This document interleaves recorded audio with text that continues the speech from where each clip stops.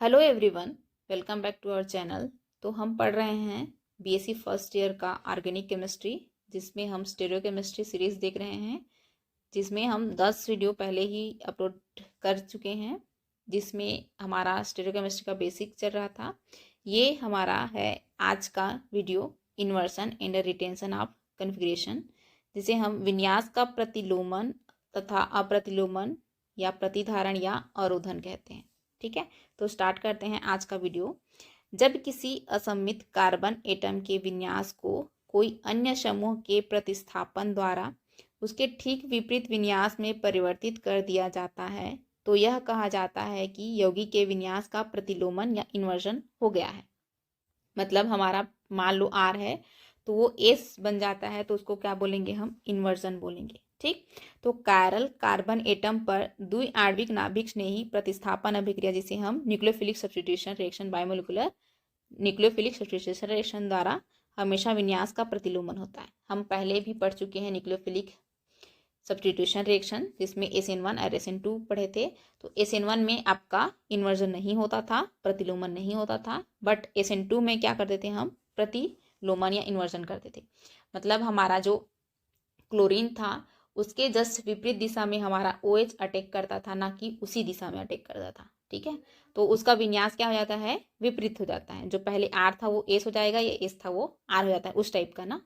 अब क्या बोला गया है कि कायरल कार्बन से संलग्न एटम अथवा ग्रुप को अन्य समूहों द्वारा प्रतिस्थापन सब्स्टिट्यूशन करने पर यदि विन्यास अपरिवर्तित रहता है, तो हम कह सकते हैं कि यौगिक के विन्यास में अप्रतिलोमन या अवरोधन होता है। ठीक है, अगर परिवर्तित हो जाता है तो उसको इन्वर्शन कहेंगे, और अगर अपरिवर्तित होता है या परिवर्तित नहीं होता है उसको हम क्या बोलेंगे, अवरोधन या रिटेंशन बोला गया है। सिंपल सा आपका डेफिनेशन है दोनों का।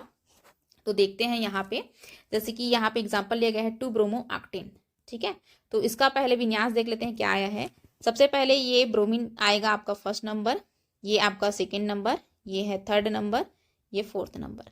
तो फोर्थ नंबर आपका डैश में वेज में नहीं है, तो परिवर्तित नहीं करना पड़ेगा, जैसे आएगा सेम वैसा लिख देंगे। तो 1 से 2 से 3, तो ये क्या हो गया आपका R हो गया। अब इसको देखते हैं हम, ये 1, ये 2, ये 3 और ये है आपका 4। तो 1 से 2 से 3 ये क्या हो गया, S हो गया। तो यहाँ से R से S में परिवर्तित हो रहा है, मतलब कि यहाँ पे क्या हो रहा है, इन्वर्जन बोल सकते हैं इसको, रिटेंशन ये वाला नहीं है। ठीक है, और एग्जाम्पल देखते हैं। जैसे कि देखो यहाँ पे ये R लिखा गया है, ये S लिखा गया है, तो आखिर ये आया क्यों है उसको देखते हैं। ये 1, ये 2, ये 3 और ये 4, वही है ऊपर वाला शायद। एक मिनट, कहाँ से कहाँ जाएगा, ये 1 से 2 से 3 ये R जाएगा, और ये जब हम NaOH डालते हैं, मतलब कि यहाँ पे SN2 रिएक्शन या SN1, जो भी SN2 रिएक्शन या न्यूक्लियोफिलिक सब्स्टिट्यूशन रिएक्शन करते हैं, तो क्या हो जाएगा, ब्रोमीन हमारा निकल जाएगा। ये देखो ब्रोमीन दिख रहा है आपको, ठीक है, ये ब्रोमीन है वो निकल जाएगा और उसके जगह OH आ जाएगा, बट हमारा विपरीत पोजीशन पे जाएगा, ना कि सेम पोजीशन पे अटैक करने जाता है। तो ये OH आपका यहाँ पे जाएगा और ये हाइड्रोजन यहाँ जाएगा और ब्रोमीन को बाहर निकाल देता है, तो OH यहाँ पे जुड़ जाएगा। अब इसमें देखते हैं कि नंबरिंग कैसे रहेगा। ये पहला नंबरिंग, ये दूसरा नंबरिंग, ये तीसरा और ये चौथा। फिर से चौथा ऊपर में आया है तो चेंज करने की कोई ज़रूरत नहीं है। अब देखते हैं 1 से 2 से 3 ये क्या हो रहा है आपका, एंटी क्लॉकवाइज हो रहा है, S जा रहा है मतलब कि। ठीक, तो ये क्या हो रहा है, इन्वर्जन हो रहा है। यहाँ पे इन्वर्जन हो रहा है, मतलब R बन रहा है उसको S बन जा रहा है ना, जो पहले R था वो S बन जा रहा है, मतलब कि इन्वर्जन हो रहा है, प्रतिलोमन होता है। अब बोला गया है कि अभिक्रिया में हाइड्रॉक्सिल ग्रुप ब्रोमीन का स्थान ग्रहण नहीं किया है। यहाँ ब्रोमीन तथा OH के विन्यास एक दूसरे के विपरीत हैं, अतः यहाँ अभिक्रिया के दौरान विन्यास का प्रतिलोमन हो गया है। यह SN2 अभिक्रिया है और इस ऐसी अभिक्रिया में हमेशा विन्यास का इन्वर्जन होता है। ठीक है, SN2 अभिक्रिया है, ये लिख लीजिएगा, SN2 अभिक्रिया।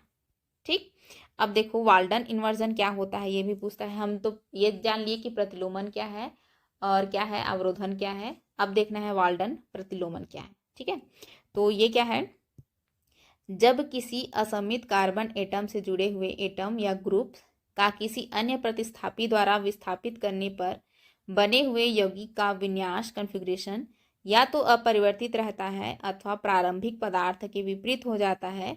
प्रतिस्थापन क्रिया के साथ साथ विन्यास में भी प्रतिलोमन होने को वाल्डन प्रतिलोमन कहते हैं। ठीक है, अपरिवर्तित रहता था, प्रारंभिक पदार्थ के विपरीत हो जाता है बोल रहा है।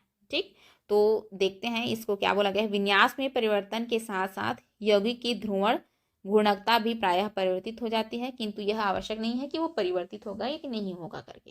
ठीक, तो इस घटना को सर्वप्रथम वाल्डन ने सन 1893 में प्लस मैलिक अम्ल और माइनस मैलिक अम्ल में, और इसके माइनस या एल रूप को प्लस या डी रूप में परिवर्तित करके खोजा है। ठीक है, तो देखते हैं कैसे इसका वाल्डन ने इक्वेशन दिया है। देखो, ये है आपका, ये जो आपका दिया है क्या है, प्लस क्लोरोसक्सिनिक अम्ल है। इसमें अगर हम करते हैं AgOH सिल्वर हाइड्रोक्साइड का रिएक्शन करवाते हैं तो क्लोरीन क्या करेगा, आपका OH से प्रतिस्थापित हो जाएगा। तो इसमें क्या होता है, कोई प्रतिलोमन नहीं होता है, मतलब कि OH कहाँ पे जुड़ेगा, क्लोरीन के स्थान पे ही जुड़ेगा। ठीक है, तो देखो OH क्लोरीन के स्थान पे ही जुड़ा, क्लोरीन को हटा करके हम क्या लिख दिए हैं, OH जोड़ दिए हैं। तो ये क्या बना है, प्लस मैलिक अम्ल बना है। अब इस प्लस मैलिक अम्ल में फास्फोरस पेंटाक्लोराइड का रिएक्शन करवाते हैं, लेफ्ट टू राइट रिएक्शन होता है। तो क्लोरीन क्या करता है आपका, ये विपरीत साइड में आकर जुड़ता है कि, और क्या होता है यहाँ पे प्रतिलोमन होता है, विपरीत साइड में आकर जुड़ रहा है ना। देखो ये क्लोरीन आ जा रहा है यहाँ पे, ये हाइड्रोजन जा रहा है, ये OH निकल जा रहा है। तो क्लोरीन लेफ्ट साइड में जुड़ा है और इसमें क्या में जुड़ा था, OH राइट में जुड़ा था, तो यहाँ पे क्लोरीन लेफ्ट में जुड़ा है। तो ये क्या है, माइनस क्लोरोसक्सिनिक अम्ल। अब क्या करेंगे, माइनस क्लोरोसक्सिनिक अम्ल में फिर से सिल्वर हाइड्रोक्साइड का रिएक्शन करेंगे। तो सिल्वर हाइड्रोक्साइड क्या करता है, सेम OH क्लोरीन जहाँ पे है वहीं पे OH जुड़ जाता है, मतलब कि लेफ्ट में ही जुड़ जाएगा आपका, ये देखो। तो यहाँ पे भी आपका कोई प्रतिलोमन नहीं होगा, इसमें भी कोई प्रतिलोमन होगा, सिल्वर हाइड्रोक्साइड का इस्तेमाल करते हो, बट फास्फोरस पेंटाक्लोराइड और KOH का इस्तेमाल करोगे तो वहाँ पे प्रतिलोमन होगा। जैसे कि यहाँ से देखो, OH इधर है लेफ्ट में, अगर हम फास्फोरस पेंटाक्लोराइड का रिएक्शन करवाएंगे तो क्लोरीन यहाँ से आकर जुड़ेगा और OH को बाहर करेगा, तो क्लोरीन फिर से राइट में हो गया। मतलब कि आपको ये समझना है, सिल्वर हाइड्रोक्साइड की उपस्थिति में यहाँ पे कोई प्रतिलोमन नहीं होता, कोई इन्वर्जन नहीं होता, बट फास्फोरस पेंटाक्लोराइड या पोटेशियम हाइड्रोक्साइड की उपस्थिति में क्या करता है, प्रतिलोमन करता है।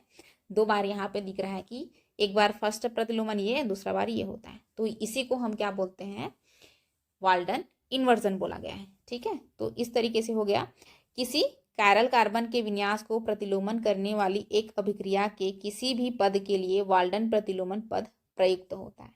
ठीक, तो ये वाला एग्जाम्पल आप दे दीजिएगा। वाल्डन प्रतिलोमन के लिए 2 बार प्रतिलोमन हो रहा है यहाँ पे। पहला क्लोरोसक्सिनिक अम्ल था तो माइनस क्लोरोसक्सिनिक अम्ल बना है इधर, और ये माइनस मैलिक अम्ल है तो ये नीचे में प्लस मैलिक अम्ल बना है। तो ऊपर में देखो लेफ्ट टू राइट जा रहे हैं, तो देखो अगर लेफ्ट टू राइट ये यहाँ से इधर आए थे ना अभी, अब लेफ्ट टू राइट जाकर देखते हैं। यहाँ पे क्लोरीन है, OH जोड़ेंगे तो OH विपरीत दिशा में जुड़ेगा और यहाँ पे OH जुड़ा है।